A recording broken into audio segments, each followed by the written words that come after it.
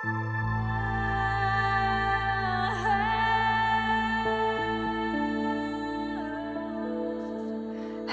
hello, hello, and welcome to Rainbows Rising, where we ascend together. I'm your host, Rainbow Raja, and today I have an incredible guest. I have Steven Halpern, the musician, on with us today, and it is such an honor to have him. Welcome, Steven. Well, welcome. It's a delight to be here. So, if you wouldn't mind sharing a little bit about your journey and you've been creating music for the community, the spiritual community since what, the late 60s, early 70s? Mm-hmm. Like, wow, that's such a long time to be creating this music, and it's been so impactful on the movement into, I guess, making this more Western accepted. So what started you on that journey, and what was your journey like? My spiritual journey, as I look back, began almost in childhood as being a natural mystic, being intrigued by patterns of light, what we found, and flickerings, finding out later on that was also triggering certain brain states, putting me into an alpha brainwave state and putting me into an altered states of consciousness, even as a kid, long before we knew what those words were. When I got into college, my path has been very much involved with music, but for the beginning part of my life, it was music as a side gig. It wasn't the main thing I was studying, but I got turned on to jazz improvisation.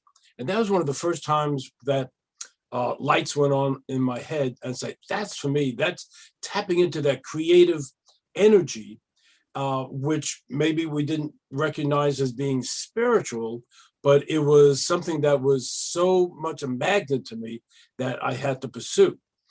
I studied and learned the scales on trumpet and guitar and doing all the chords and all the theory part. Didn't come up through the classical tradition, and that was one of the great blessings of not coming into this incarnation in a musical family. I didn't get programmed to believe that classical music was the end all and be all of Western civilization. I started even in high school getting familiar with Indian music, Japanese shakuhachi music, and those spoke to me. And of course, those come from traditions that are thousands of years old, the healing powers of music, the use of music for higher consciousness. And I always felt a past life connection with the ancient Chinese court musicians and the mystics that you see in the old paintings up in the mountains. And have had a number of interesting experiences, some of which I will be mentioning in my memoir, which I've been working on. But the same question that you ask, as I've been dealing with this for the last couple of years, becoming aware of larger patterns that now make sense in the whole arc of my life. But there was a specific time in September 1965, my first month up in University of Buffalo, where a jazz quartet, a couple of the great jazz musicians and professors at the University of Buffalo, typically around the aura and the energy of a man named Jack Clark, a great session going on in the Students' Union on Sunday afternoon. And at that point, I was always walking around with my trumpet. That was part of my identity. And I'm sitting in the audience, and at one point, the music is like John Coltrane in that time. So it's high energy, not traditional songs with melodies that you could hum. And at one point, Jack looks over and says, "Is that a trumpet?" I go, "Yeah." He says, "Get on up here." And I get brought out of the audience, and I start playing and doing some of the fancy stuff that I know to impress people, because this is my first public performance. And in that high energy context, suddenly the trumpet started playing itself. And it was a situation where, as a trumpet player, you always have to pay attention to your embouchure, and you're usually thinking about the notes you're playing. Suddenly, I wasn't thinking, I was just being, and I became the music. That was the first time I went on automatic. And that was a Mm. spiritual shift. It was a breakthrough. And it turned out that because of that, I was invited to join kind of a spiritual community of poets and musicians and other people who were studying both metaphysics and the arts, tracing the context of tapping into your muse in the sense that the ancient Greeks did, that was part of the role of the artist. Also as part of finding your own voice.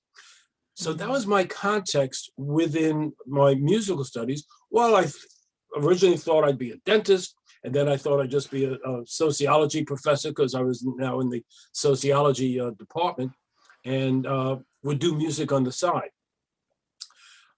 Organized a great 8-piece jazz rock band that had some great experiences. And that was going to be my life that I thought for a while. The band actually got really good. We were invited down to New York to record for a major label in the end of 1969, and ran into one of those situations where the producer gets changed at the last minute, and the new producer doesn't like the band at all, as opposed to the guy that signed us, who loved what we do. And he started telling us, here's what your music should sound like. So we were like Blood, Sweat, and Tears or Chicago, jazz rock with Mm. horns, and it blew the band apart. We were fired. And suddenly I had 2 weeks where I was unscheduled and I didn't have to go back to grad school yet. I hopped Mm. a plane, went to California on a 2-week round trip ticket, came out to California, checked out the jazz scene, and hitchhiked down to visit the William Blake Museum, which is part of our spiritual upbringing in Buffalo, the great Mm. mystic and painter and visionary William Blake. And I'm hitchhiking, because in those days it was still possible to do that. And I get brought Right. up, they say, where you really should go is to this Zen center that's up in the mountains outside of Santa Cruz. We'll drive you there. Now, when does somebody take you 45 minutes out of their way to, so we go up this mountain road, they drop me off, they leave, and I realize I don't know where I'm supposed to go. There's 40 mailboxes. The name that they knew as a Zen center is not one of the mailboxes. And I go, well, this is a fine kettle of fish. This is your life. I start doing now. I will also mention that one of my teachers, like many people, was Ram Dass. He visited us in Buffalo when he was still Richard Alpert before he went to India, and then Mm. came back to Buffalo and gave a talk afterwards, sharing some of the mantras. And one of the mantras, part of my spiritual education, even though I'm not a big mantra kind of guy, Mhm. was what you do if you're hitchhiking. So that's what I know. So I'm sitting by the side of the road, doing my mantra, praying for divine guidance. And just then, somebody comes up to the mailbox, looks at me and says, are you the person who applied for a staff position at Bridge Mountain Foundation, which was the name that these other people had told me about? Make a long story short, I go, no, but if you're offering, I'll take it. And he says, come back and meet the staff in a couple hours. You could walk down the road, across the road. There's a place where you can hang out. It's a redwood grove with a redwood meditation area. And I walk down the road, my fingers start tingling. Now, this is now like 2 or 3 o'clock in the afternoon. I realize there's an interesting energy. I'd never been around redwoods before, coming Mm. from New York. And at one point, I am basically sat down and go into a spontaneous deep meditation.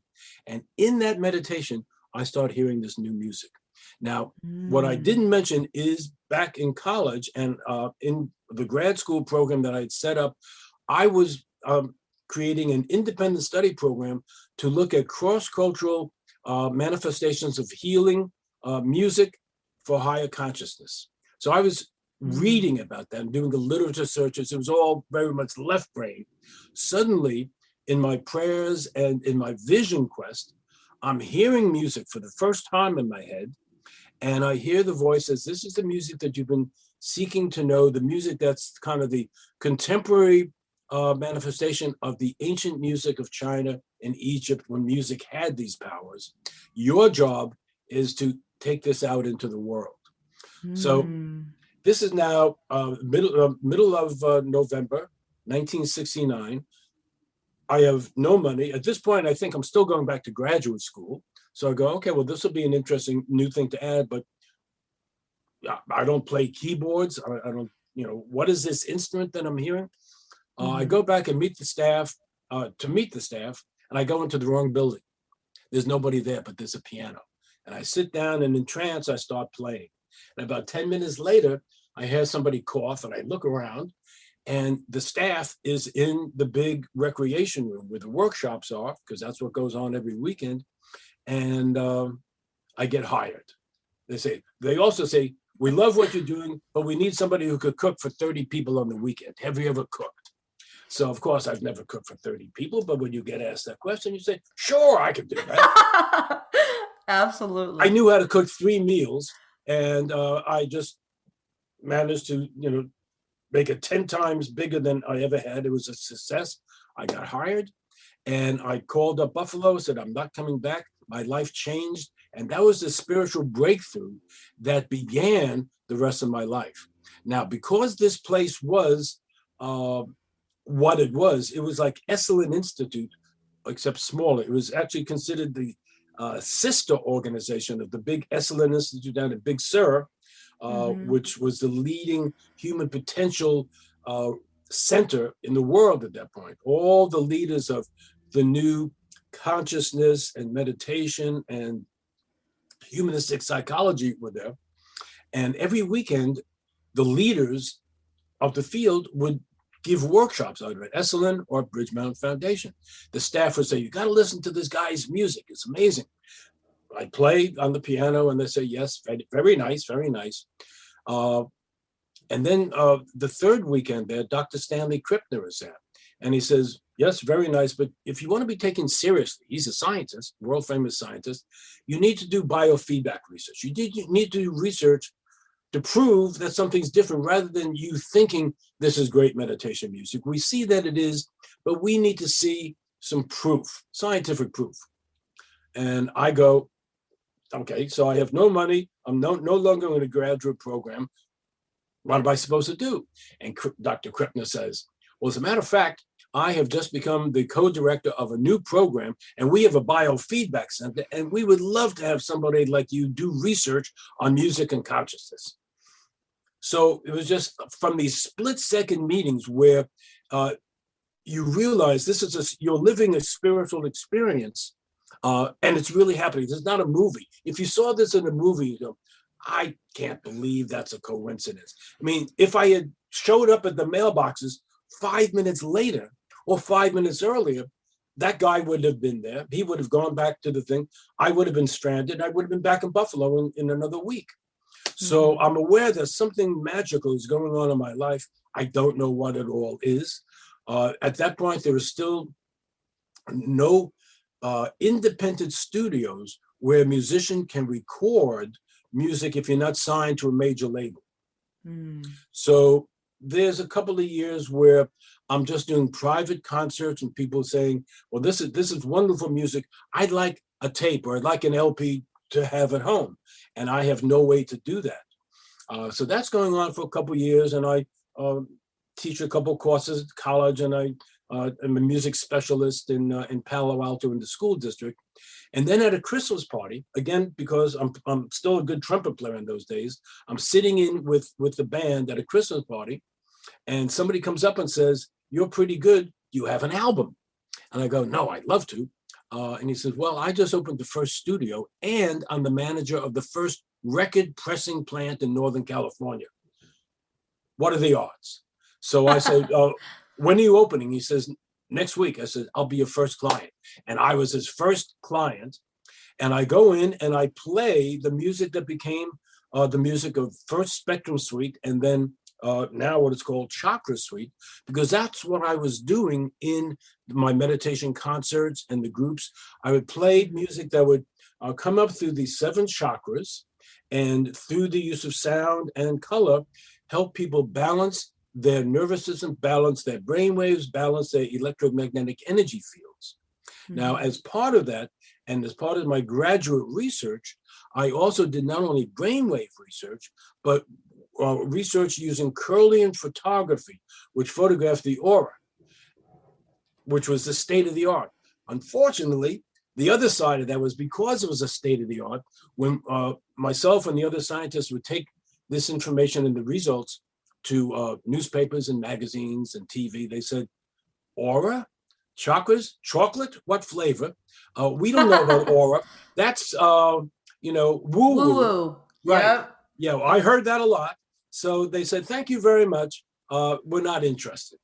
So that was Man, one. those cameras, those Krillian, those are so expensive. They're what, $25,000 just They for are one now. camera? One of the important people in my life, and I always bless him, Dr. Stanley Krippner, was one of two scientists from America who attended the 1973 spring meeting on Kirlian photography in Moscow, Russia. And the other one was Dr. Irving Oyl, who was a New York physician who had come out to California. He was the original holistic medical guy, the original holistic physician, long before Deepak Chopra and Andrew Weil and all the others who've come after him. And I had met him because people said, there's this far out doctor in Bolinas, outside of San Francisco. And I had gone to his clinic to introduce myself and to demonstrate. And very noisy waiting room. I had my portable reel-to-reel tape recorder. I just set it up and start playing it. And about 10 minutes later, all the babies stopped crying. People are, quietly in their seats. Dr. Oyl comes out and says, what's going on here? Who are you? And I said, I'm the guy that, wanted to, talk to you about the sonopuncture that you're doing and some of the new techniques that you're using. He says, come on in here. We need to talk. So he was the other guy. So because now I'm moving beyond to do the research, it says brainwave research is good and you should do that, but Kirlian research will take you to the front of the class. And the problem was I was so far ahead of the curve that that became a problem, but it showed through demonstration that the music was doing things differently than you would get from listening to classical music, listening to most other music. Now, one of the reasons for this, which I found out over the years, which I didn't realize was so important in the beginning, let me just give you a little demonstration. When we listen to most music, certainly the rhythm and the beat is faster than a relaxed heartbeat. So right away, there's the effect of the rhythm on the music. If you try to relax and get into meditation states and you're playing fast music, it keeps you out of that state. You're physiologically unable to get into the state that you need to be in. One of the other things that we discovered is when you want to get into a deeper meditation state, it's good to balance the hemispheres of your brain. Most music is perceived by the left hemisphere because that's what analyzes structure. And let me give you an example. We are culturally conditioned to respond to patterns that we're familiar with. So because we're in the United States, we know about scales. We know most music has a melody and it goes somewhere and it comes back. All classical music starts, in fact, they talk about creating tension and then resolution. I come from New York and I'm saying, wait a minute, I'm already dealing with enough stress. I don't want to put more stress into my body. Why can't we go right to relaxation? And they said, oh, you can't do that. I said, why not? They said, well, that's not how it's done. I said, that's not what I'm going. Break the mold. Break the mold. Right. I mean, it just didn't make any sense. If we could go, and again, like when MTV was new, I was told by the music therapists of the time and other people, if you want to use music, if you listen to this symphony, if you listen to this sonata, in an hour or a half hour, you'll be relaxed. And I said, in an hour, I'll be so stressed out. What do you have that can get me there in a minute? And they said, there's no music that could do that. Well, I had already been recording little small cassettes and reel-to-reel recordings. So I Mm-hmm. would demonstrate this. And in the research, we proved that my music could get people into a balanced brainwave state that would balance the aura, which we validated through Kirlian photography, Mm-hmm. within seconds, which was very good for a lot of people. And it upset a lot of other people because it was so much more effective than what they were working with. Now, did you ever get to the point where in a research study people were hooked up to an EKG or Yes. were put in? Oh, awesome! Well, Because that's I what the would be research so was. interested in that. Because I went to UCLA and I was actually part of like one of the research studies on, mental illness at the time.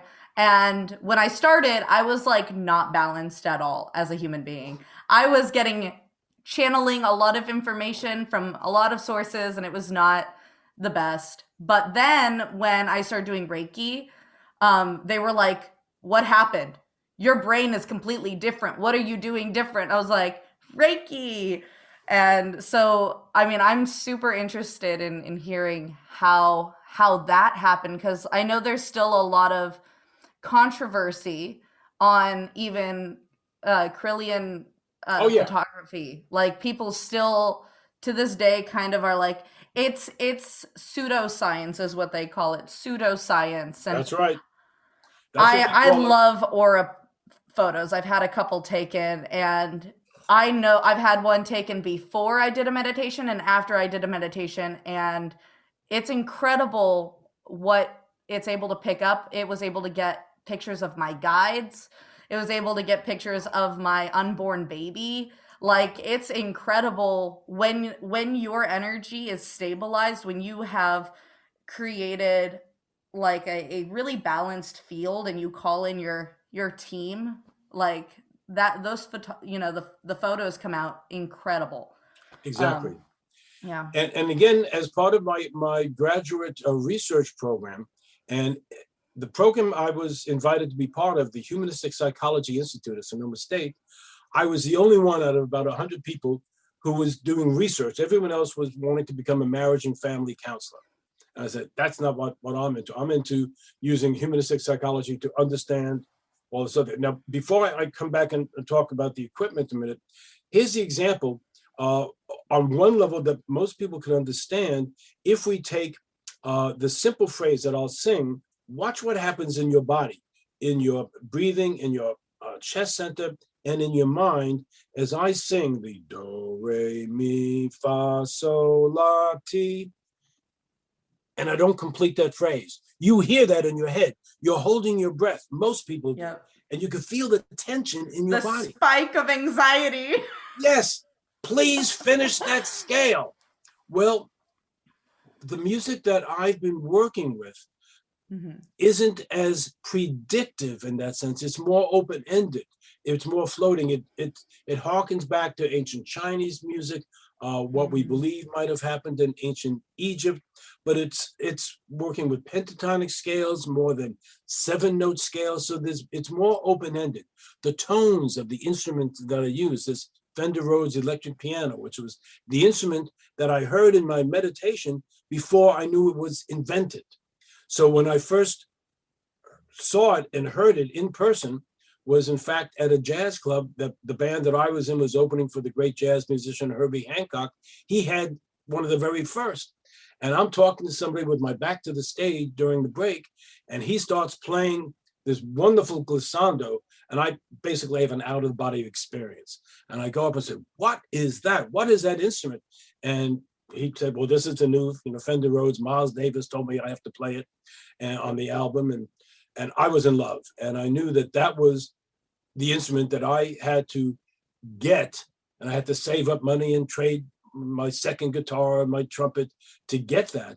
But that was when I shifted from being Mm. just a jazz musician to now I was self-contained. I could play concerts on this instrument, and I was the first person in the audience. So every time I would play, I would go into a meditative state because the Mm. sound itself was just so extraordinary. Now, with the curling apparatus that you mentioned before, the people that Dr. Kripp connected with were graduate students. He brought back schematics from Moscow. So their device didn't cost $25,000, but they made one. And as I found out later on, they tried to produce other ones like that. The first one was the only one that worked as well as it did. And in fact, our photographs were used on Thelma Moss and Valerie Hunt's book on the aura that was done at UCLA at their research in 1973 in that era, because the photographs from our lab were the best. But we were a small college, not UCLA. So anytime people would say something nice about curling photography, they wouldn't talk about us. They would talk about UCLA research. And we go, yes, but that's our photos on her book. Didn't matter. We couldn't get arrested. But that was the beginning. And then, of course, I have to say, I used to play trumpet. I have a Martin trumpet. I would not sell that thing for the life of me. It must take so much courage to take things that mean something to you. I have a 12-string Dean guitar. I can't imagine selling that. Like, oh man, to hear you say, oh yeah, I just sold my trumpet, my guitar. How much courage that takes, and to have the resolve to say, you know what, I'm going to sacrifice this because I know this is where I'm meant to go. Like, I just admire that. Like, how did you get to a point where you could do that? Well, happily, these were my spare, my second trumpet and my second guitar. So I wasn't giving up my main one because I was still gigging on trumpet and guitar for a couple of years. And that ended pretty much when I started the new career and started doing concerts on keyboards.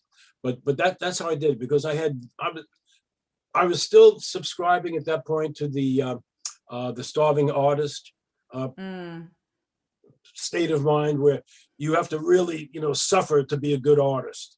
And it made it very hard to be in business, and actually had some spiritual experiences and then some workshops here in California where, working with the power of affirmation and group energy and setting intention, something clicked subconsciously in me, and things started working better in my life. And it was a classic California situation, but it really shifted my perspective, even to the point that as a musician, I was brought up not liking anybody in business. The world of business was opposite the world of being an artist. So I had shall we say, a bad attitude about that. And I remember one meditation, as I'm wondering, how am I going to pay the rent this month? I hear, for one of the only other times, learn to love business or starve. Now, given the option about learning about business and marketing and promotion, and how do you promote, how do you tell people about this new music? I chose to learn that rather than to continue starving. And I started taking classes on public speaking. I started taking my albums around to the different health food stores and bookstores. None of them had ever carried music before. I said, this is not your regular music. And I would go right to the meditation section, and I said, this music belongs in this section. And the very first store that I went to said, we don't carry records, we're a bookstore. And as I'm demonstrating that with my first album, a little old lady walks up and says, oh, music for meditation, I would like that. And she takes it out of my hand, at which point the store manager says, well, I guess I better buy some, we'll test it out. And they sold out in the first week. And then I knew enough to take that information to other stores and said, your competition just sold 12 of these in 1 week. You should carry that in your store. And then the whole new career opened up out of necessity, necessity being the mother of invention. I started getting invitations to be at some of the conferences that I couldn't afford to buy a ticket to, on science and the mind and mind, body, spirit, consciousness. But then I would get calls, we'd like you to be our musical director, which was a job that I invented for myself. And it was so successful at the first conference, which, by the way, was co-sponsored by Dr. Irving Oil, which was a reconnection 5 years after I first met him. And I'm suddenly flying around around the country every weekend to a conference or to a unity church or Science of Mind, where Wow. people were interested in healing and music, and there was no one else doing that. So, and I also understood that if I'm going to a city, I would call up the newspapers, I would get an interview, I would sometimes get on radio and TV shows. No one else was doing anything like that in the Hmm. 70s. So the field was, I mean, if somebody needed somebody to talk about Untouched. sound and healing, they would call me. And that Speaking was of how, which, I so the last couple of weeks, I just decided to explore some of your older music because what I know of your music has been very recent. Mostly like massage sounding music, like yes, I used to in my spa, some chakra stuff. And my oldest daughter literally fell asleep to your CDs her entire baby time. And so like I have an affinity for your music, but I noticed in the 70s you were creating collections of attunements. You literally use the word attunement, like crystal attunement, galactic attunement, or something along those lines. And, you know, I don't know if you know much about star seeds. I'm putting parentheses around that, yes. or which seems to be a booming area right now. Like I know it's been around for a long while for older spiritualists, and but it seems to be really big right now. And I noticed that you've been kind of tapped into this I guess the attunement of these more space energies of activating our DNA and helping us tune into our mission, into our purpose, a lot sooner than most other people. So do you think that you were, I guess I don't know if channeling is offensive or not to you, but channeling this information, or do you be like, this is 100% me? I'm just so curious where these attunements were coming from for you. From that first experience in the Redwood Forest and that first time Mm-hmm. playing the piano, knowing what I knew, the little bit I knew about playing blues and rock and a little bit of jazz on piano, I knew that what I was doing I had never done before. Okay. And as a trained jazz musician, uh, between needle drops, I was very left brain. So and that's what we all studied. So you could identify from the first couple notes which musician was playing on which album, what song it was. This was Mm-hmm. something different. But what also happened, in fact, during the first Curlian research studies, uh, there were two guys whose auras, whose visual uh, photograph were so much larger than everybody else that we pulled them inside and said, "Who are you and what are you doing?" He said, "Well, we're just college students, but once a week we drive down with our mother, who's a psychic channel, to Southern California to the California Institute of the Arts, and we take a class on ETs and higher consciousness with Dr. J.J. Hurtak, who would later go on to write The Keys of Enoch and become an international spiritual leader and scientist working with so many different fields." Uh, and I was then, so I connected with him. He started his first Northern California meditation group, which I was part of. And that was where I first played my chakra suite, which at that point was still called Spectrum Suite, when they said you can't call it chakra suite in 1975. And the leader was this metaphysical and psychic medium, who part of what she would do would be offer to do life readings and connect you with your guides. And I had a reading that was kind of life changing and told me, this is what you signed up for. This is what this incarnation, this is what your mission is this lifetime. I was feeling that. And again, from the woods, I was praying about that. But to have somebody who didn't know me at all tell me that this is what you should be doing, and all these other things came around to start supporting that. So that was the beginning. Over the years, we don't have enough time to go into it, but as I've been putting together uh, anecdotes uh, from my life, there have been a number of spiritual breakthroughs that a number of times would include contacts that, even though they didn't say, hello, I am from, the Pleiades or something like that. I don't get that kind of audible, but I would be in the studio and sometimes I would not even know what I just played, or music would come through. I also had experiences with Dr. Andrea Puharich and Greta Woodruw that are documented in her book On a Slide of Light and Memories of Tomorrow, where there was indeed an intergalactic channeling session going, where I got the most amazing music lesson from one of those beings who would channel through Greta that was kind of life-changing because it was witnessed by other people. Many of my experiences happen in the studio, where since we usually don't have video going, you can't see the lights that would come on, or the orbs, or how the studio room would fill with light, but the energy would be recorded on the tape. And that became the context where it's not music to just entertain, but this whole concept of attunement. Even when people didn't know what that word meant, it was a concept of getting this human instrument, our body, mind, and spirit, in balance.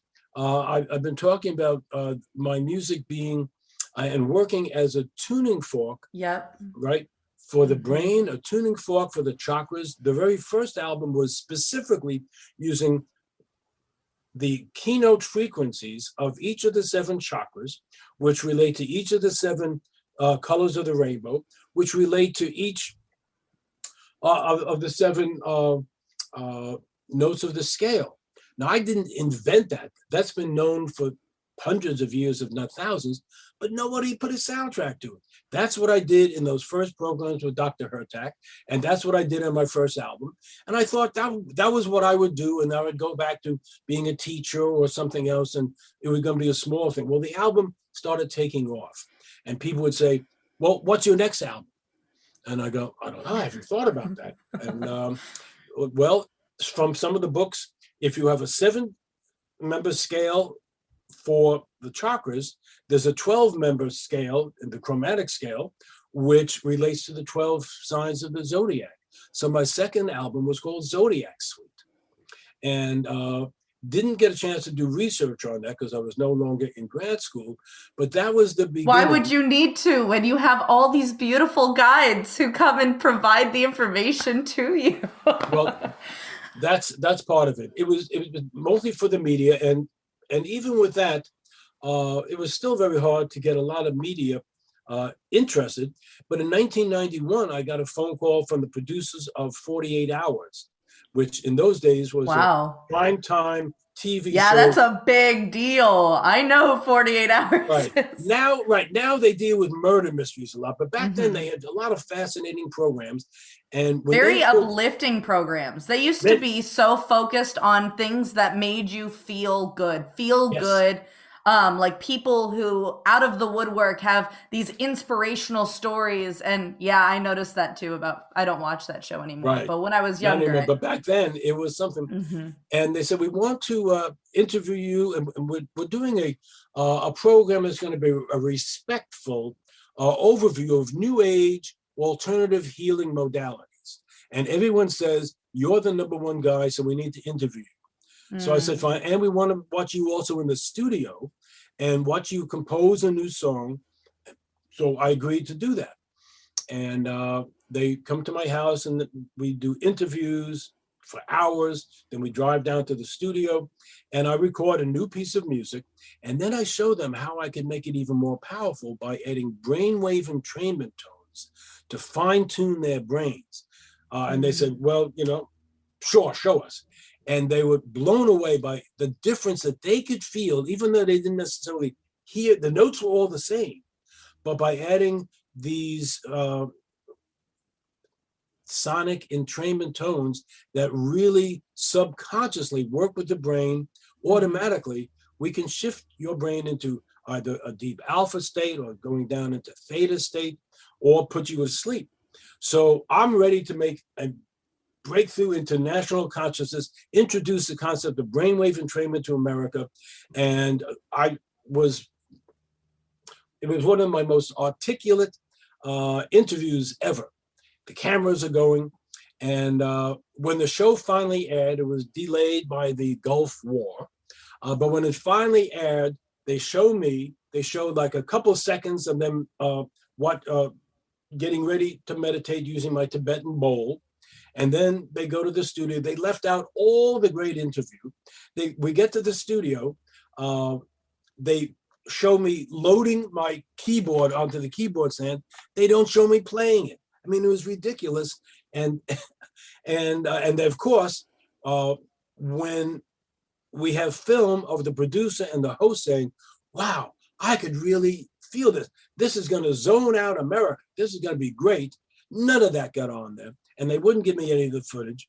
Oh man, I bet you anything it was probably the channel directors because they have so much power and they were like this isn't going to sell. Like this isn't going to get us ratings cuz people are going to fall asleep. This is I know how Yep. Hollywood works. Yep. And I know exactly that is what they were thinking. They were like, this is great, but it's not great for what we're doing here. And that's why Yeah. it's become fear mongering all the way on that side.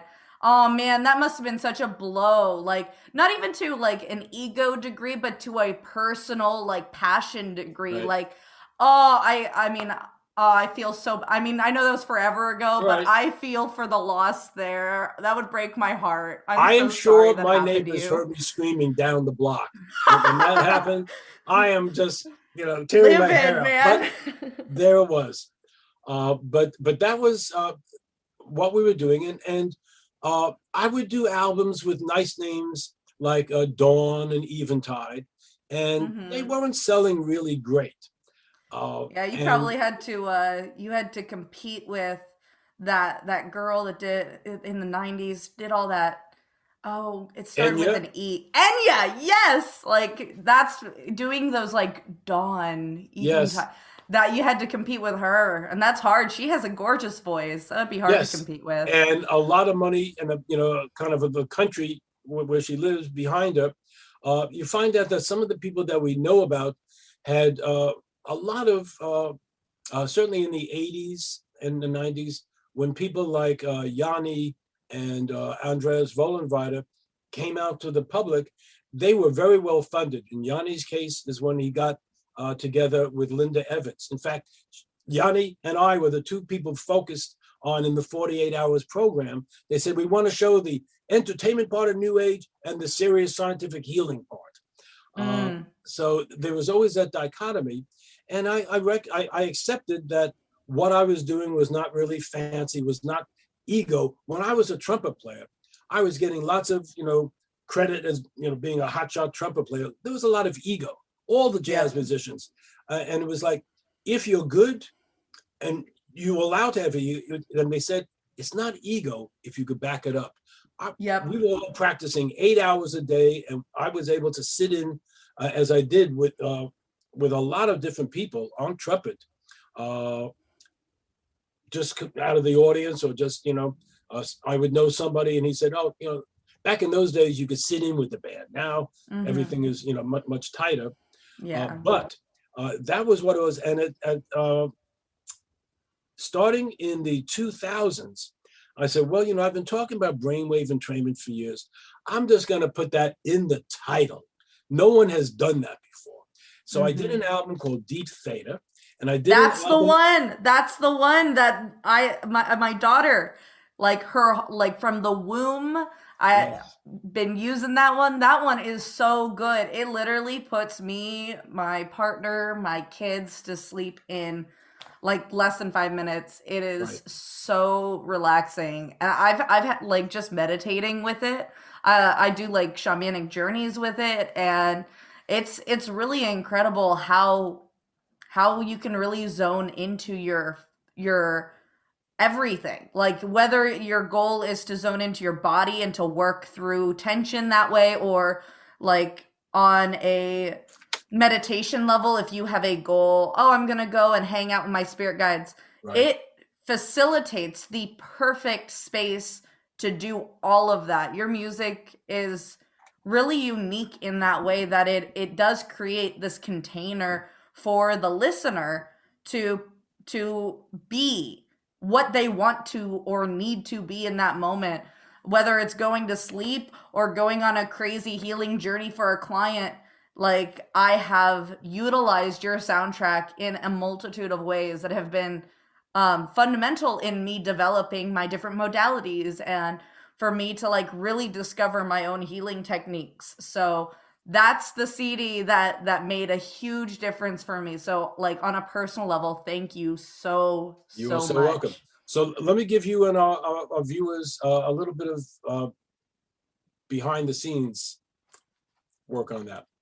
Uh, as a researcher, having read things online and having worked with scientists, whatever, I said, Mm-hmm. can I, as a meditator, feel the difference if I'm meditating where my brain waves are at 8 cycles per second, tuning into the Schumann resonance, the earth, the fundamental earth harmonic frequency, or at Mm-hmm. 7, or at 6, or at 5, or 4. So ordinarily, and what I did in the first series of recordings is I would take a piece of music that I would record, and then I would add the brainwave entrainment tones. So I Mm-hmm. could dial in specific frequencies. And that was interesting. I put that up on my website and offered that for free. And very few people were interested. Mm-hmm. They had to come to my website. So that wasn't a big deal. But at one point I said, wait a minute, what would happen if I listened to the brainwave entrainment and then play music instead of adding it after, like I did with the 48 Hours crew, where I have the piece of Yeah. music and it. So I start doing a piece of music at each frequency. And for me, when I got down to the deep theta, the deepest theta at 4 cycles per second, Mm-hmm. I started hearing music. It was like music started flowing into me. And it Mm. was it was a spiritual awakening at that point. I go, well, this is what I'm going to be doing to get on a lot of my next albums is part of the secret ingredient. And we were talking before about one of my secrets. And this goes back to the people the poets and the writers and musicians I was studying with in Buffalo. How do you get yourself into the state where you get inspired? How do you get into the Mm-hmm. state where you can tune into your muse? Well, one of the ways uh, is to work with brainwave entrainment as I'm composing, as I'm recording, because it's Mm-hmm. simultaneous in many cases. The overdubs and the editing happen later, but the initial breakthrough. And I said, well, theta, a lot of people don't even know what that word is, but they know what the word alpha is. Let me put out a whole album just with the 8 cycle per second frequency, the earth resonance frequency.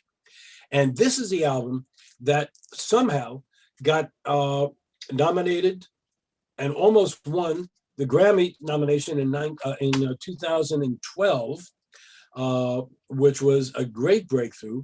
And then it was clear, well, then I had to do volume 2 of Deep Alpha, volume 2 of Deep Theta, which features the traditional healing instruments of Japan, the shakuhachi, and the bamboo flute of Mm. India, the bansuri. So I've done those. And so it's a very kind of plain title, but it communicated to people what they were going to get. And Mm. apparently that was one of the secrets, because Deep Alpha has now been on the Billboard charts for 57 weeks, which is unheard of. Enya's been on there along. But if you do brainwave entrainment of Enya or anyone else who's pretty much on the Billboard New Age charts, you got guys like the piano guys that are doing, nothing meditative. It's not even New Age music, but they're stuck in that category. That's another whole talk we could do about Mm-hmm. the marketing of the field. But people now with the internet, Yeah, I people are searching. personally, on a personal level, I will need to know a little bit about that. But I actually really quickly wanted to touch on your new CD, the one Yes. that you so generously gave me permission to use for my podcast. Thank you so much. Called Cannabis Dreams. Now, that's become, that herbal medicine, we'll call it that herbal medicine, that gatekeeper for spiritual awakening. um there's a lot of controversy, but it seems to be more and more accepted as a holistic, um, I guess, a holistic recreational healing thing. Well, right, because if you go back in time, the two of the oldest traditions of healing are Hmm. healing with cannabis and healing with music. I mean, these go back to ancient China, ancient Egypt. Uh, Archaeologists are finding cannabis uh,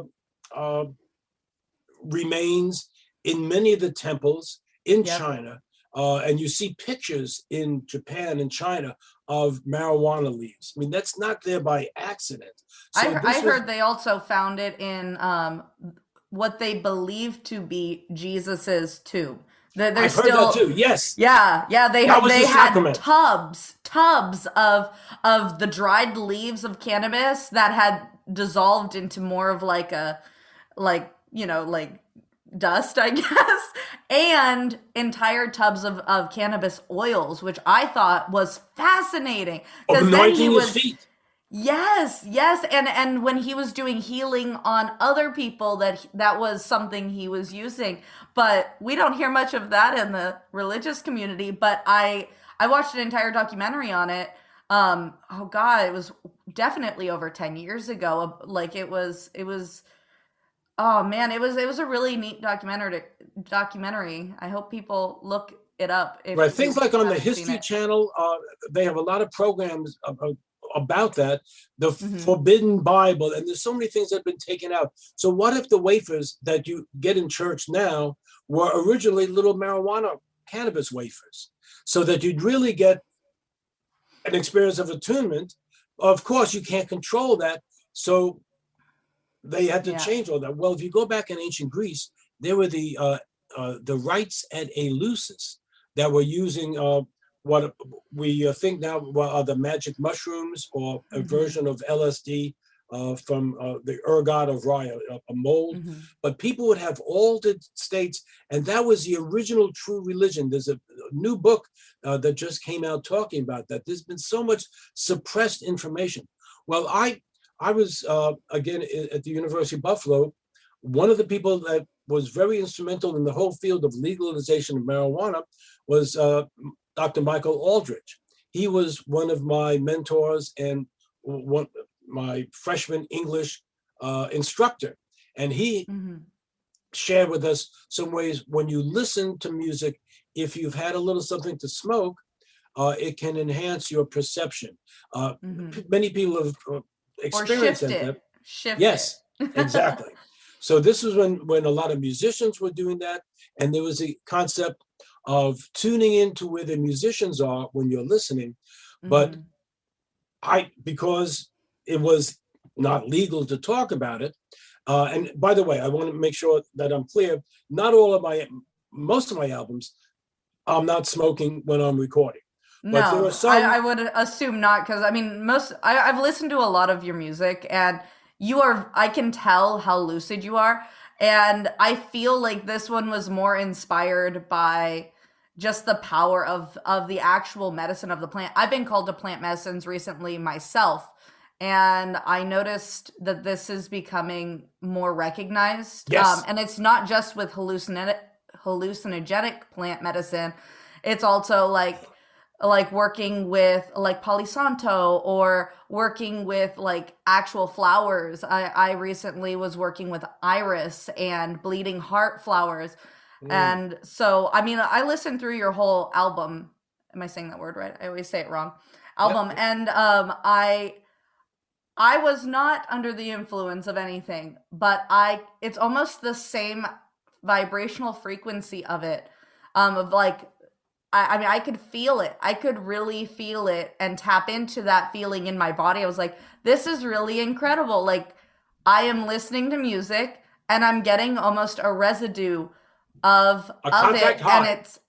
yeah, and like, I don't condone doing anything that is illegal. Please, please, all listeners, I'm not condoning. I'm talking about this as like, if this is legal in your state, I'm in Washington. Steven is in California. We are both over 21. I want to make that very clear for any younger listeners. But I know that listening to it, it does put me in this very relaxed state. That when I do choose to you know, work with that plant, I am I'm able to do things differently. Like I find focus in different areas like art, or I'll just sit and improvise. I do a lot of music, as you can see too. I improvise and do healings for Mhm. myself. So I've listened to a lot of cannabis based music, and that was the first time I've listened to like something that actually touched in with the vibrational frequency and on an energetic level. You took me there, and it's not the high, it's not like what people would think about, like this like stoner it's No, like ethereal, this ethereal elevated place that when you're in a grounded place in your body and you're centered, that you're connecting with these almost like creative fluid. um oh god, I don't know, it's so hard to explain, but it's like it's almost like an energy river that you're yes, tapping into. exactly. Well, you are. It's not like it is, and that was again. In certain yoga traditions, they talk about the sound stream and the sound current. Mm. Well, that was also things that I studied, and my way of tapping in, and is through the music like that. And uh, because in the recording studio, it's totally silent. It's always been for me a profound place to meditate. I will often spend and I'll pay for an extra half hour of studio time, or if I'm booking a time between, let's say, 2 and 6, the first half hour, I say to the engineer, take a break. Let me just sit in this meditation room.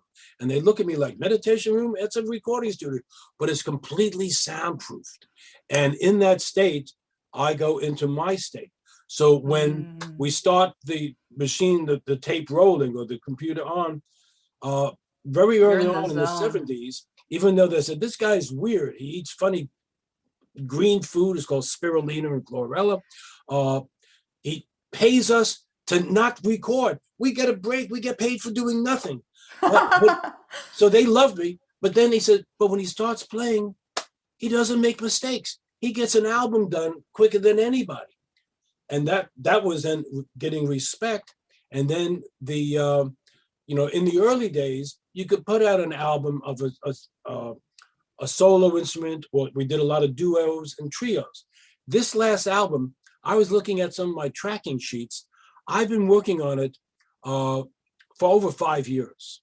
Mm. And indeed, my process, since I work with a couple of different strains, is I will listen to uh, one of the tracks and then, have typically only 1 or 2 tokes. I'm a very light smoker. And that's the Mm. difference between getting high and getting stoned. But Yep. then I would listen as I'm going to sleep. And literally, a lot of the editing or additional ideas, when I would get that in dreams and then Mm-hmm. meditation. And then with a photographic memory for sound, I'd go back in the studio and I could play what I heard. So again, that's been part of my process. But I still couldn't put the album out until it was legal to start even thinking about that in California. But it still Mm-hmm. took a couple of years. I had done the album, and then I read about Carlos Santana, and his partners had produced a new strain of what was called Mario by Santana, a very produced with the intention for creating a meditative, spiritual, and healing experience. I said, well, that's Mm. the same thing that I've been working on. So I ordered some. I had a toke, went into a meditative state and said, I need to do some music with that being inspired by his new brand. And I took the album back, added 2 new songs, recorded 2 new songs, and that's the album that's out now. And that's why two of the tracks reference the substance and the vibration that I was working with. So it's been fascinating to know that different strains will evoke different kinds of music. And Yes. back in the old days, we were just happy. so happy to get anything. To Oh, find a it, friend has right? something, you Oh know, man. and I was always the guy who said, well, does this put you to sleep? Does this make you hungry? Is this creative? And they go, what are you talking about? Who Just smoke cares? it. I know. Well, I Right. don't want to go to sleep. I want something that's going to make me more creative. And, and I got gifts over the years, and then I would buy Mhm. things and I'd give it away because it would put me to sleep. You're And the first person I have met that is much like me. I have one or two, like literally like two is my max. That's if I really want to get lost, but it's like one little puff and I'm good. I'm about as high as most people, like without losing myself. And I'm like in a good place. And in regards, I'm so picky about which strains I use. I have specific ones that for over 10 years now I'm just like I know White Widow's really good for me. Blue Dream is really good for me. And like Trainwreck is a really solid one. And like so there are certain ones that put me in a very like in the state I need to be in or want to be in. But then there are some that like completely like I don't know where like it's just bad. It's so bad.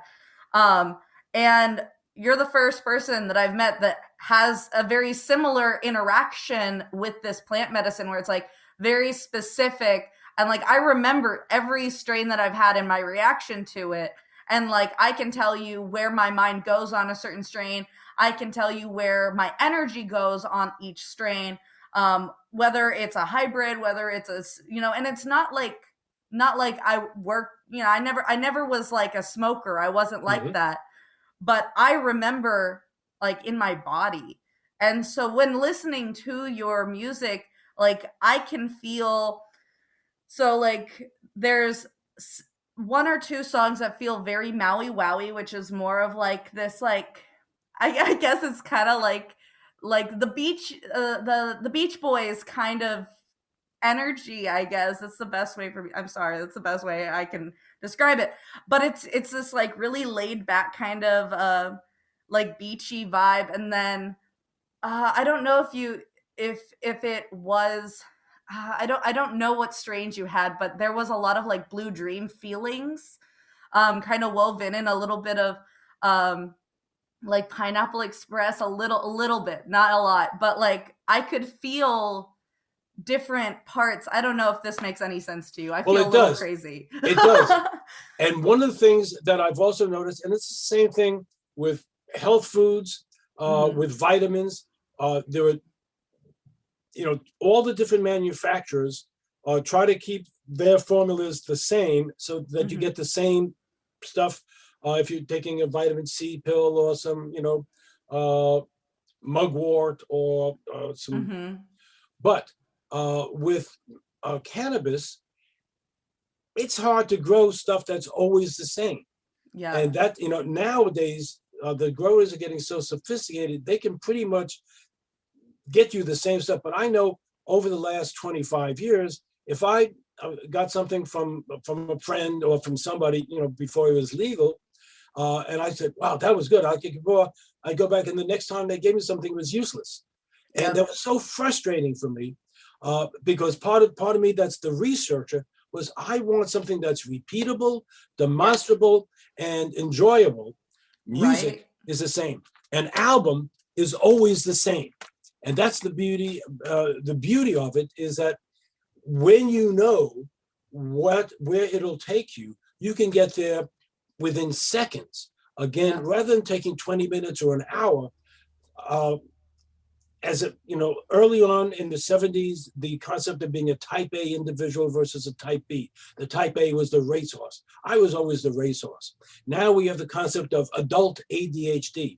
And I recognize that there's some of me that is a very functional, high functioning ADHD or ADD, being like, when I want my relaxation, I want it now. Edibles basically don't work for me. I Nope. can't wait I two can't do it. hours. I Right. can't do it. And it's, And not only that, but it's such I mean, it's not certain. You don't know what you're going to get. You could either get nothing at all or you could be so like stoned out of your mind that you can't function. I can't do those. Yeah. Like I did it one time because I went to a place. Obviously it was medical at the time, and they were like, "Yeah, try these gummies. They're great." I was like, "I want something really low. Like I don't want to be blitzed, you guys. Like please, this is for my anxiety. I just need something to be able to calm myself down." So they were like, "Yeah, this will be fine. It'll work." I took like literally like a quarter of the gummy, and I was like, I can't drive, I can't go anywhere. Had worse panic, I'm getting a and chill as you oh, said that because I'm remembering one time when I did the same thing and I was driving up to the studio and it was and like it hit. several hours and I'm on the road and suddenly I go, whoa, what just happened? Yes. So horrible. It is the scary, and at the time I was actually at I lived in California most of my life, and I was down in LA going to one of those museums, in Right. downtown. They have all those incredible museums, and I was with my little girl when she was like little, but I had a panic attack because there were so many people there. And I normally have a little bit of something on me so I can that was the only thing that worked. So I took a little nibble. I was like, I'll be fine. And we were just like, I was so lucky that I waited a couple minutes before getting in the car because it hit me the minute I sat down at the wheel. And I was like, oh my God, partner, you got to drive. I can't do this. And he was like, I'm a little disappointed you did that. I was like, well, I didn't, I was assured that this would not be like this. I threw them away. I was like, I need safety. This is not I've done safe that for too. me. I've done Yeah. that too. It's so And it's so unreliable. right. And this is where, like, because the field is new, we have so many, we hear about all the new soccer moms who are eating gummies or eating edibles and everybody else. Uh, I started with little bits back in the 60s. And it was in the context of arts and music where you would use it for a particular purpose. And Yep. nowadays it's just, and I remember being at the Emerald Cup in 2014 up here in Northern California, where I sat down with several of the people who were on panels. And so you all talk about medical, which is great. You talk about recreation. Why aren't people talking about the spiritual aspect, the creative aspect? And Mm. and then that next year I was invited to be a brand ambassador, which is when the album started. And you'll read about that in the liner notes. But then that company kind of went out of business, and that was the end of that. And but it was always in the back of my mind because the strain that when I told them I would only be involved if they had a strain that was meditative, healing, and uplifting, and they said, That could be right, remade, right, right? we'll get you that, and they did. And I said, well, so that's where the album began. And then they went out of That's business, and then incredible. there was nowhere to sell it, and I couldn't put it out in the world. And as I was working on the album before this, that was called Echoes of a Dream, one of the tracks began for that other ambassadorship, and I said, let me go back and do some more overdubs on that. And at night in dreams, the music said to me, "We need to be a whole album. You need to be a whole Mm. album, not just this one track that's called Cannabis Dreams. We want to be featured on the album." Now, is this a And brand? now I bet that's gonna sell like hotcakes because people are so into that right And now. I had people saying, "You can't call an album that. Aren't you afraid?" Well, 5 or 10 years ago, I was, I and I was didn't. just about to ask about. I mean, you have such a huge following. I'm sure worrying about whether or not it's going to tarnish your reputation isn't a worry anymore. But I mean, I know going into that, even having this discussion with you and talking about my private use, I mean, I'm nervous, but I'm going to go with the flow and just trust. I'm just going to trust. And Well, I right. mean, man, you're so courageous to put that out there. It Thank you. really like so brave, so brave. Well, the time is now, and again, because of my spiritual education over the years and what I've been told, this is also part of my mission to bring tools and resources and to connect it with music. Is if I was just coming out talking about cannabis, who's going to listen?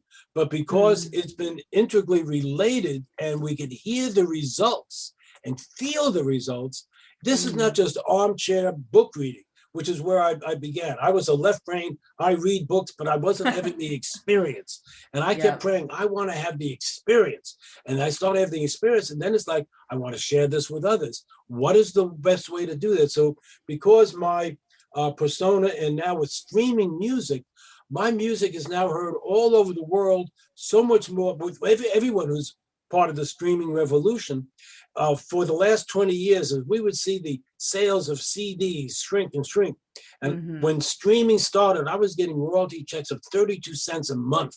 I mean, that doesn't pay for the stamps that they would send me the check from Google.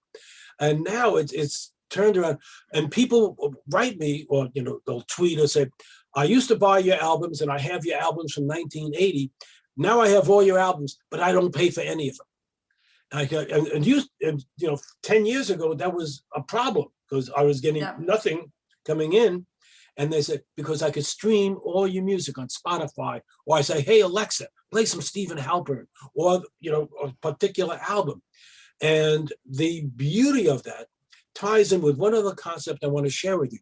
Going back to the early science conferences I was at, I was at one of the first public presentations of Rupert Sheldrake, who put forth the theory of morphic resonance, that we learn not just by doing things, but we pick up on an energy field.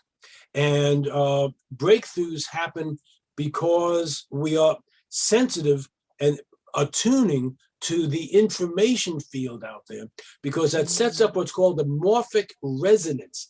When things happen over and over, that sets up a pattern.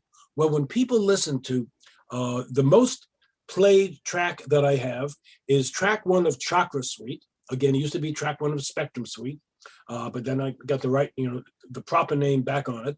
Or track 1 of Deep Alpha, or track 1 of Deep Theta, because so many people have gone into a state where their brain waves are balanced, where the hemispheres of the brain are balanced, and they're in a deep alpha or deep theta state.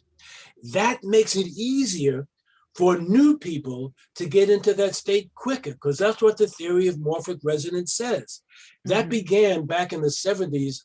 I don't know if you were paying attention or working with the field back then, but the concept of the 100th monkey was how this became popular. Very quickly, the story goes, there were scientists researching monkeys in islands of northern Japan. And on one island, mama monkey of one tribe started, and they would throw the monkeys food, these sweet potatoes. They're covered with sand. And one day, the mama washes off the sand, teaches it to her kids. And this goes on, and then more and more monkeys on island number 1 start washing their potato. And then the great naturalist, Lyle Watson, said, it's as if there was a critical mass of consciousness that happened. Let's say 100 monkeys on island 1, all were washing their sweet potatoes now. Suddenly, island number 2, 10 miles away, no monkeys swam over there to teach them. Monkeys on island 2 are suddenly washing their sweet potatoes. How does that happen? Well, it's in the force field. It's in the energetic information field. And that's part of what happens now with music, because so many people have turned on and got into an attuned state of balanced brainwave patterns listening to my music. When new people hear, or when people who have heard it, you get into the state even quicker. Now, for an ADD kind of guy, I like getting there quick. I don't want to wait 20 minutes to get relaxed. And that was the first question I started asking music therapists back in the 70s. And they said, well, you have to listen to the whole, sonata by Mozart. And number 1, it didn't relax me. Number 2, I don't have 20 minutes right now. What do you have that can get me there in a minute? And I remember being told there's no music that can do that. And I brought out my research and said, there is now, but that was before there were records and tapes available. So I just had my little private, cassette tapes or little private reel-to-reels, which had no way of getting out to the public. And then that whole field, as I mentioned, in 1975, you still couldn't go to any bookstores, any record stores to find music like this. I was the first one that went to the stores. And yes, many times my albums would get stuck. I've been stuck in exotic folklore. I've been in health food stores where they would stick the album sideways so you couldn't even read and couldn't see the album. I remember going back to this first health food store, and it was called Country Sun.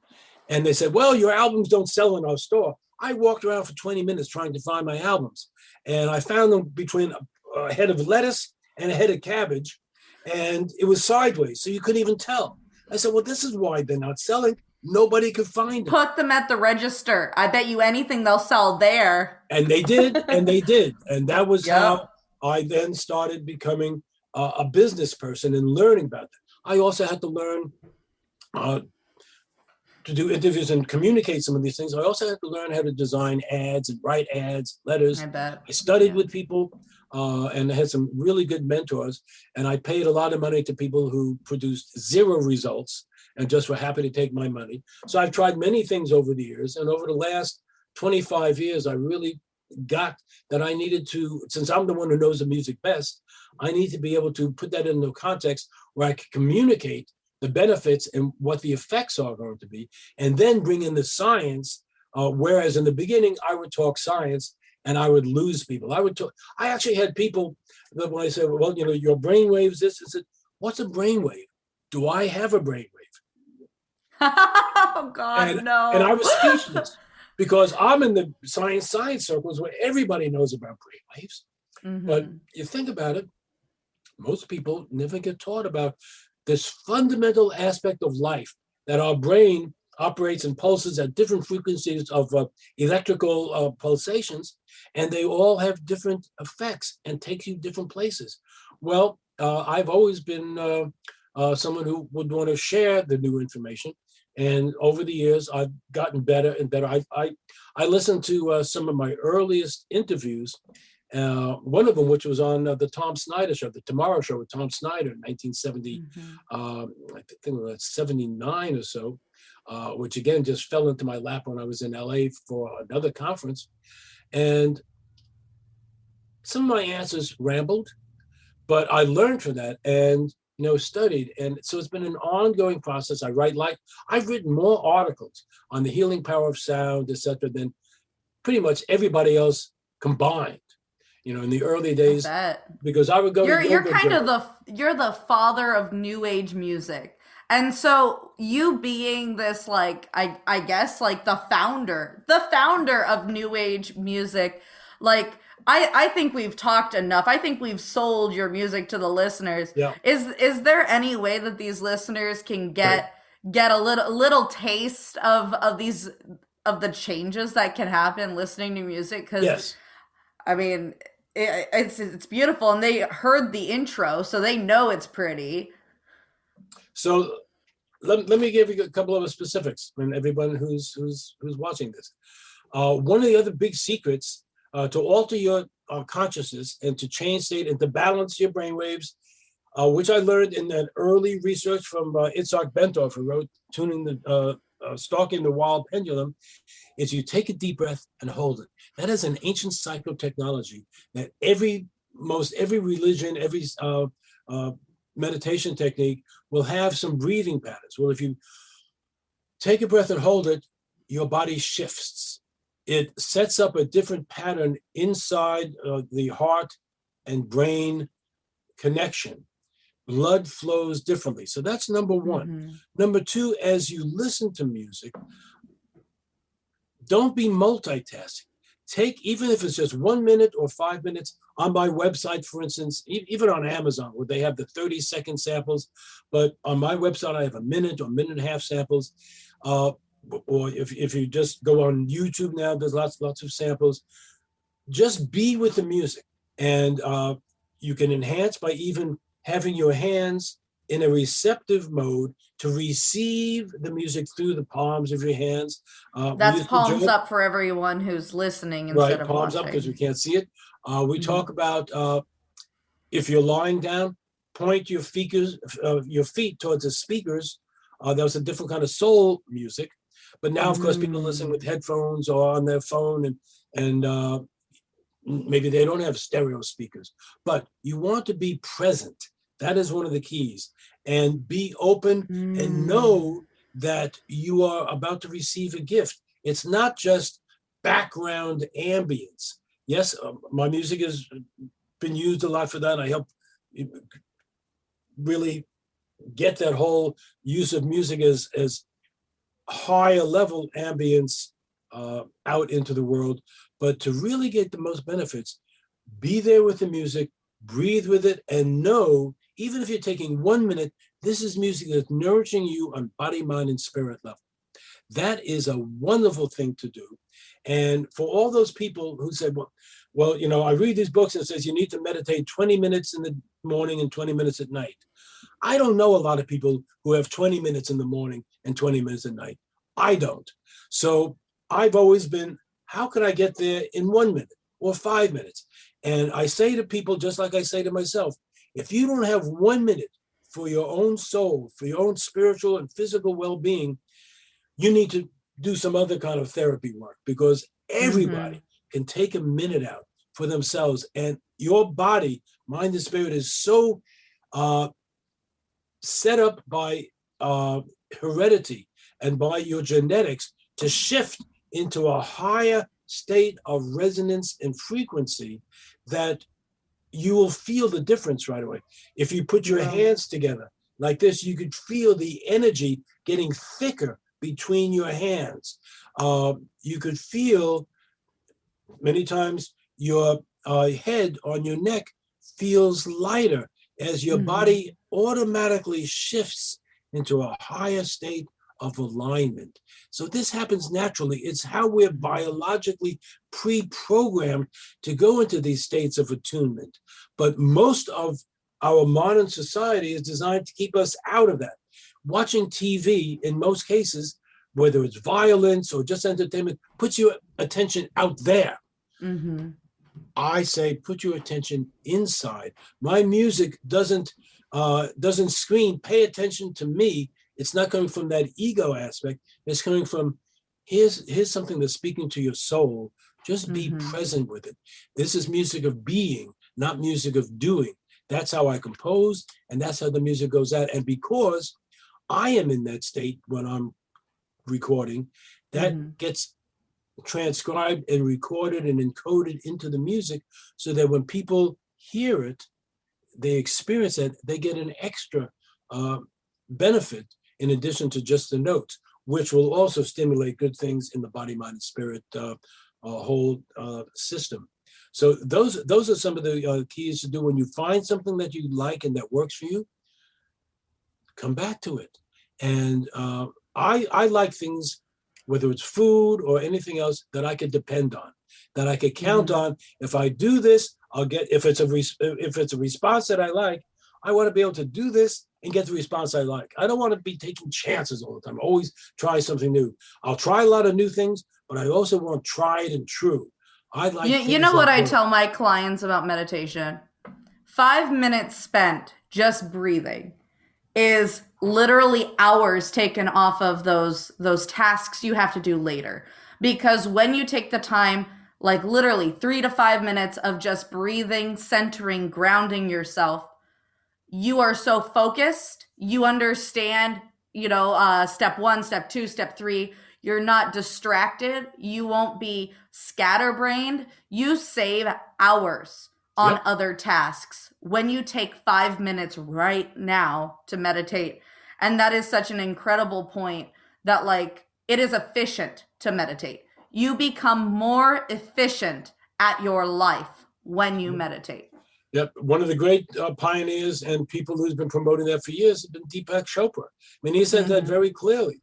And, the message is out from so many different people. And he didn't invent that, but he's been one of the main spokespeople because he has a platform. Plus, he's fantastic on so many levels. And he really is. I mean, you can't do all the things that he's done if you're not a master. That's how I look at it. Yes, there's other things we could say, but the bottom line is he's put so much information Dr. Bruce Lipton put out so much information about the biology of belief, on knowing how we can change our bodies, that we're not limited to our genetics. Well, let's use the power of the mind. That first scientist I mentioned, Dr. Irving Earle, his first book was on the power, the healing mind. 1970, way before anybody else. And I was connected with him, and he wound up being a major mentor in my life. So I go back and, and how I met him was just so, quote, accidental, coincidental. And then you go, wait, there's no coincidence. This was all, it's like cosmically scripted. And then you go, wow. And then you don't even need to smoke to go, wow, far out, man. Because yeah, that's actually how I felt when your secretary or assistant or whoever, she reached out to me, and I was like, what? Oh wow, this is a big deal. I'm so honored. Thank you so much. And like that would be the PR team that I've hired, because I've never hired a PR team. Well, once or twice to do little things. But with this album, Cannabis Dreams, I said, if I ever had an album that had an accessible cover art that'll grab your attention right away. And we did I helped design it and work on the colors with my graphic designer. But if there's ever going to be an album that would be easy to promote, maybe dangerous, but certainly easy, this is it. So I've been saving up for years. This is one. So they are good, and they got in touch with you. So that's great. And there we are. So, so for all of you out there, I recommend you go out. If it's not Cannabis Dreams that you guys check out, which I still recommend you check out, definitely check out some of his earlier work. I listened to Deep Theta, Deep Alpha. I liked your crystal attunement one thing. Like, yes. I know you haven't mentioned that one, but I personally thought that one was so, like, it would be much better received now with all these star seeds, because it really is very Pleiadian and kind of Lemurian in its energies. And it gave me a lot of downloads.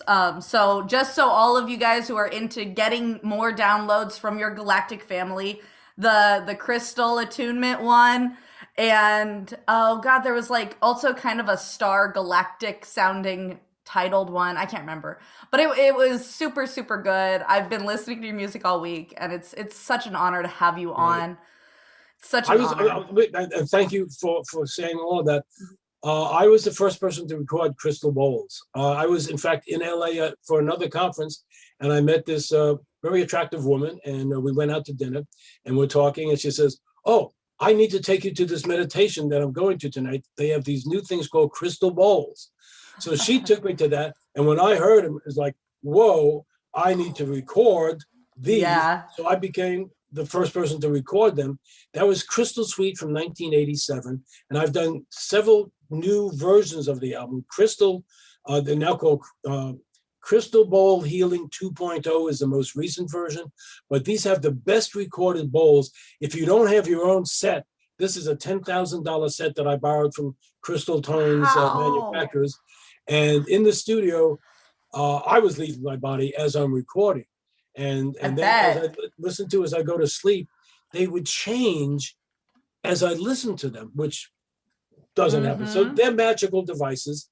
And probably, and they were supposedly channeled from, at that point, there was Bashar, I think, was a channel that reinvented them.